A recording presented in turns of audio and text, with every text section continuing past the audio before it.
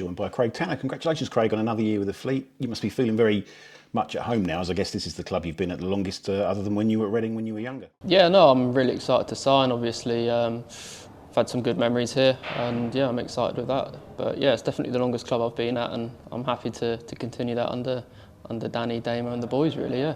Yeah, and you're coming into your fourth season at the club, and for a couple of other players, it's 5 years. That must be a real sense of togetherness and belonging, which can only be good for the spirit and the relationships within the club with players who are that used to being here. Yeah, for sure. I think it's me, chaps, off the top of my head, who have been here quite a long time. So I think it's important to have some players which have been here, along with Rax, so they sort of knows the ins and outs of the club.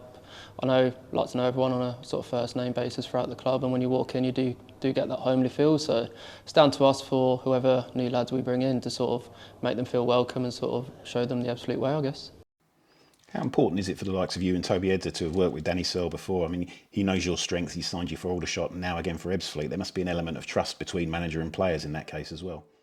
Yeah, 100%. I got on really well with Danny on and off the pitch. I like his management style, I like how he looks after the lads and puts the players first and generally cares for the players. And I think that goes a long way, especially in modern day football. And I think the way Toby played when Danny came in was credit to himself. And I think you can see a player who has the confidence and has the backing of a manager, and he does go that extra bit. And I think when Danny came in, he definitely bumped up around the dressing room. He bumped up the energetic side of the lads, and from there I think I'm looking forward to sort of knuckling down in the off season and cracking on next year with him. I'm really excited to get back and play him.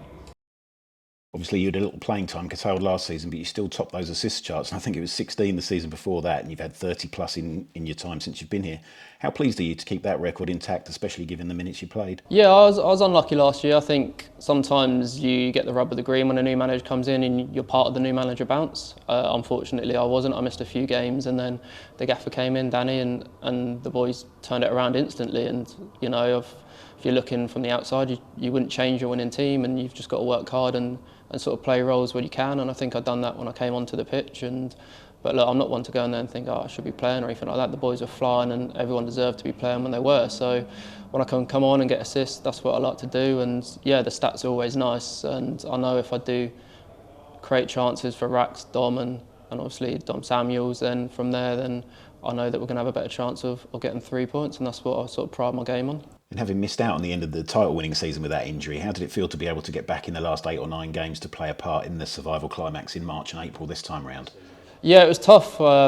Tough last year. I think we spoke about it. I think maybe after the York or Kiddie game, that it was hard to sort of, you want to be part of it, but you're not always feeling the part of it. So it was nice to sort of be able to roll my sleeves up with the lads and yeah, make sure we got over the line and keep sort of National League status for Ebbsfleet, because it's a club definitely going forward. I think with the plans being announced with the stadium and things like that, it's a really exciting part to be a part of right now. And like I said, with the new stadium, staying in the National League, that was sort of a real main focus, and we're buzzing to get it over the line. And to get that fitness back at the end of last season as you did, it allows you to come into pre-season now and really hit the ground running. Yeah, I know. Everyone seems to think that I was out for such a long time, but I think I missed 7 games, and I was probably fit for 2 of them, but didn't want to rush me back. So I think if you look at the sort of long period of a season, if you say to any player, look, you're missing 5 to 7 games, then I think you sort of bite your hand off. But just, you know, some things are seen on the outside which might always be on the inside. But yeah, I'm fit, I'm ready, I'm working hard in the off season, and just excited to play football, and just I've got a real buzz back. And yeah, when I'm excited, and that's when I sort of play my best football. So yeah, look, July can't really come around quick enough for me. Pre-season, of course, we hear it's always about fitness, but you're a very technical player. Do you still have to work at the technicalities in that period, or is it more just about getting those friendly games? It's more just about getting the minutes under your belt, making sure you're building up nicely and sensibly, and not going 100 miles an hour too quickly. But yeah, I'll keep ticking over with the ball stuff. That's definitely my side of the game, controlling the ball, manipulating it, bringing people into play. So yeah, definitely to make sure I'm sharp on that sort of side of it as well.